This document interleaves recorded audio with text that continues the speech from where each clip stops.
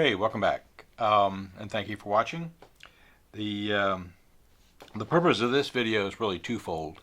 One is do a complete review of all the settings and programs that are in the DX7 for the Phoenix Sonic High Wing airplane. One for your benefit, so you can have in one place everything you need to do to make sure your radio is checked, and one for my benefit because it then gives me a documented this is what I took to the field to do my maiden flight. So here we go. First off, notice I have the Sonic High Wing model selected. I did note that the battery is low, but I'm not going flying today. I will be probably going flying either tomorrow or day after tomorrow, so I'm going to charge this thing tonight. The other thing I note is all of the there's zeros on all of the trims. Okay. And okay, so we're going to go through the function list first, and then we'll go through the setup list. So clicking once, the servo setups, the travels are 50 and 60 for the throttle, otherwise everything else is 100%. And notice that the left aileron and right aileron are on separate channels. That's good. We'll go into sub-trims. There are no sub-trims. Reverse. The elevator and rudder are reversed. The throttle and the, the elevator and rudder are reversed. The ailerons are correct, are in the normal position. The other two are reversed, okay? And we don't need to worry about speed. Everything's normal on speed. We don't have any balance because we don't have two props. So those are all the functions in the DX7. Remember, not all these functions are in the DX6. Some point in the future, I might do a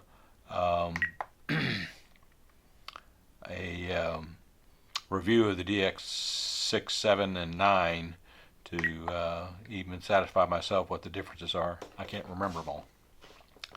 Okay, so on the DR and Expo, the ailerons, after the control throws, the low rate is 55 with a 20% expo. That's low rates.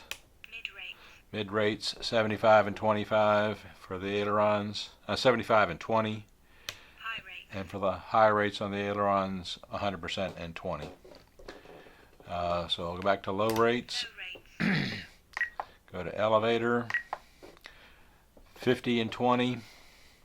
Mid rates. 75 and 20, and high rates 100% and 20. Go back to low rates.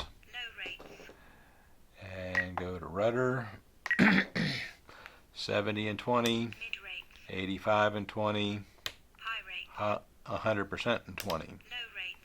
Okay, so that's it for all the DR and Expo. Differential, we started out at 35% and it's always on, so there's no switch to turn it on and off. For throttle cut is on switch H, which is the momentary black button on top, and the minus 130 by default is good. Throttle curve we don't use. I haven't found a need for it yet. Mixing, we could mix several things like aileron and elevator or stuff like that. I prefer to do no mixing, so everything is inhibited on mixing. Range test we did. Timer 7 minutes, and that'll certainly go up as I get to know the airplane and how much fuel it takes to fly it. It'll probably get up to at least 10. There's only one timer. Over 60% starts the timer. One time active, and everything here is voice. 30 seconds is inhibited. Tone and tone. Expiration is voice. Every minute up is voice. And for all the things that happen, it's tone to start and stop and reset. In telemetry, we have the voltage, and down here the receiver by default always has a telemetry in it, but I don't do anything with that. This number 11 is always there. It's always defaulted on, and I never change the defaults. So in the volts, you have I have 5.6 as the low alarm with a voice. I don't care about a high alarm, and the 1S doesn't do anything anyways, so I never change it. Status report every 30 seconds and warning reports every 15 seconds. If a warning happens, it'll wait 15 seconds to give you the warning again. So 30 seconds is what I like. I like this thing to talk to me. Okay, so that's telemetry. And custom voice setup, only have the one, which is the throttle cut and normal on the I switch right there. Okay. The monitors down here, it's a nice thing to have.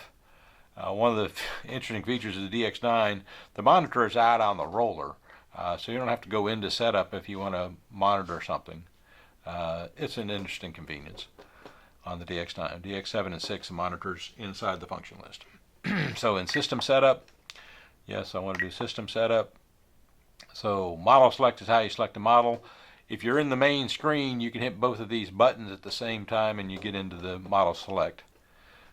So model type by default was airplane. So that never changed. Model name is correct. Aircraft type is dual aileron. Tail is normal, which means 2 servos. Okay. And I forget what's in here. Oh, I can change the picture if I want. That's the aircraft image. Okay. Don't need to change the picture. So flight mode setup is on the B switch, giving me 3 flight modes. Spoken flight modes are low rates, mid rates, high rates. Channel assignment, those are all default and not changed. And I have not changed any of the settings here for the 2 channels that you could. I could have put the gear on a different switch or the aux2 on the right knob. Doesn't matter, we don't use them anyways. Trim setup, I never change. It's defaulted and I never change it. Model utilities are nice if you're saving a copy of this, which I will at some point.